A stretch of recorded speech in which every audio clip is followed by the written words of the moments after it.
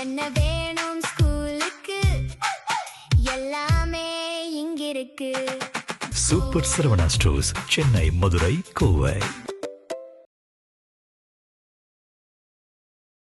CM கிட்ட சொல்லுங்க, அவர்தான் சிஎம்னு. த்ரிஷாவுக்கு முதலிடம், தமிழ்தாய் வாழ்த்துக்கு 3ஆம் இடம். திமுக மேடையில் முதல்வரை விமர்சித்த நக்கீரன் கோபால். இது பற்றி விரிவாக பார்க்கலாம் இந்த செய்தி தொகுப்பில். கலைஞர் கருணாநிதியின் 103வது பிறந்தநாள் விழா கொண்டாட்டம் சென்னை தெற்கு மாவட்ட திமுக சார்பில் நடைபெற்றது. இதன் ஒரு பகுதியாக நடந்த வாழ்த்தரங்கம் நிகழ்வில் பத்திரிகையாளர் நக்கீரன் கோபால் கலந்து கொண்டு பேசியிருக்கிறார். அந்த உரையில், எனக்கு கடவுள் மேல நம்பிக்கை எல்லாம் கிடையாது. மே 10ஆம் தேதி யார் புதிய ஆட்சி பொறுப்பேற்பதற்கு நேரம் குறித்தார்களோ தெரியவில்லை. அன்றிலிருந்து உயிர் பறிப்பு, பாலியல் வன்கொடுமை என இன்று வரை நடந்திருக்கிறது. நேரம் குறித்த ஜோதிடரை தான் பாராட்ட வேண்டும். நான் இந்த நிகழ்ச்சியில கலைஞர் கருணாநிதியை பற்றித்தான் பேச வந்திருக்கிறேன். ஆனால் போகிற போக்குல சில விஷயங்களை பேசாமல் போய்விட்டால் ஏதாவது நினைத்து விடுவார்கள். திருச்சியில் நடைபெற்ற நிகழ்ச்சியில் விஜய் பேசி முடிக்கும் போது, நம்பிக்கையோடு இருங்க, வெற்றி நிச்சயம் என சொல்லி தனது பேச்சை நிறைவு செய்திருந்தார். அவரிடம் போய் யாராவது சொல்லுங்க, தேர்தல் முடிஞ்சிடுச்சு, நீங்க தான் முதல்வர்னு. ஒருத்தர் கூட அதை சொல்ல மாட்டேங்கிறாங்க. விஜய் ஒவ்வொரு முறையும் ஆளுநரிடம் சொல்லும் போது அவருடன் விஷ்ணு ரெட்டி, ஜனநாயகன் பட தயாரிப்பாளர் இருவரும் கூடவே சென்றார்கள்.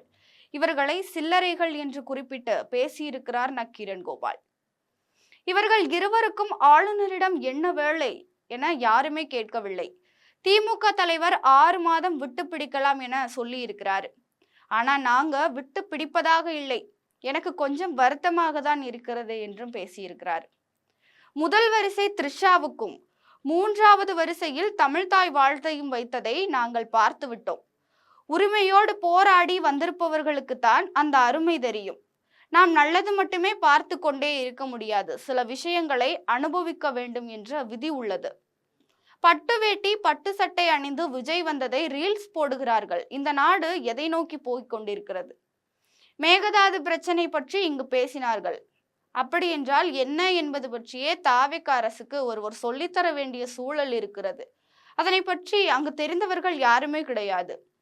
இரும்பு பெண்மணியான இந்திரா காந்தியிடம் சண்டையிட்டு தமிழ்நாட்டுக்கு தனிக்கொடி வேண்டுமென அதை உருவாக்கிவிட்டு சென்று சந்தித்தவர் கருணாநிதி. இந்திரா காந்தி அதனை மறுக்கவே தேசிய கொடி ஏற்றும் உரிமையாவது தர வேண்டும் என உரிமையை பெற்று வந்தார். ஆனால் இங்கு தான் முதலமைச்சராக இருப்பதை மறந்த ஒருவர் வரும் ஆகஸ்ட் 15 சுதந்திர தினத்தில் கொடியேற்ற போகிறார். அப்போது அந்த கொடியை தொடும்போது உருவாகும் அதிர்ச்சி கருணாநிதியால் உண்டானது. அவர் இல்லை என்றால் கோட் போட்டு கொண்டெல்லாம் கொடியேற்ற முடியாது. ஒரு பிரதமரிடம் சென்று மாநிலத்திற்கான எந்த உரிமையை பெற வேண்டும் என்பதை தொடங்கி வைத்தவரே கருணாநிதி தான். 85 வயதில் 4 மணி நேரம் மட்டும் உறங்கிவிட்டு மக்களுக்காக பணியாற்றியவர் கலைஞர். தமிழுக்காக உழைத்த மகான் அவர்தான் எனவும் நக்கீரன் கோபால் முன்னாள் முதல்வருக்கு புகழாரமும் தற்போதைய முதல்வருக்கு விமர்சன புலம்பையும் கொடுத்திருக்கிறார். இந்த உரை சர்ச்சையை கிளப்பிய நிலையில தாவேக ஆதரவாளர்கள் சமூக வலைதளங்கள்ல நக்கீரன் கோபாலிற்கு பதிலடி கொடுத்து வருகிறார்கள். சர்ச்சை மன்னன் என்று அனைவராலும் அறியப்படுபவர் தான் நக்கீரன் கோபால்.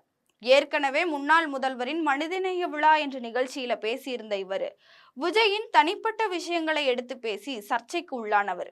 கடவுள் நம்பிக்கை இல்லை என்று கூவுகிறீர்கள், ஆனால் உங்கள் நெற்றியில் குங்குமம் வழிகிறது. திருச்சி உரையில முதல்வர் பேசியதை விமர்சிக்கும் நீங்கள் எல்லா பொது விழாக்களிலும் விஜய் விஜய் என்று சம்பந்தமில்லாத கதையை மட்டுமே பேசுகிறீர்கள். முதல்வரின் ஆதரவாளர்கள் நக்கீரன் கோபாலிற்கு இவ்வாறாக பதிலடி கருத்துக்களை பதிவிட்டு வர்றாங்க.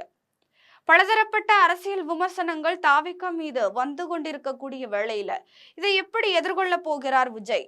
முதல்வர் திருச்சி உரையில சொன்னது போல, யார் என்ன வேண்டுமானாலும் பேசட்டும், நீங்க உங்க வேலையை பாருங்கன்னா, அவதூறு பேசுபவர்களை நாங்கள் பார்த்து கொள்கிறோம் என்பது போன்று இருக்க போகிறதா? பொறுத்திருந்து பார்க்கலாம். இது போன்ற தகவல்களுக்கு ஜிம் தொலைக்காட்சியுடன் இணைந்திருங்கள். நன்றி, வணக்கம்.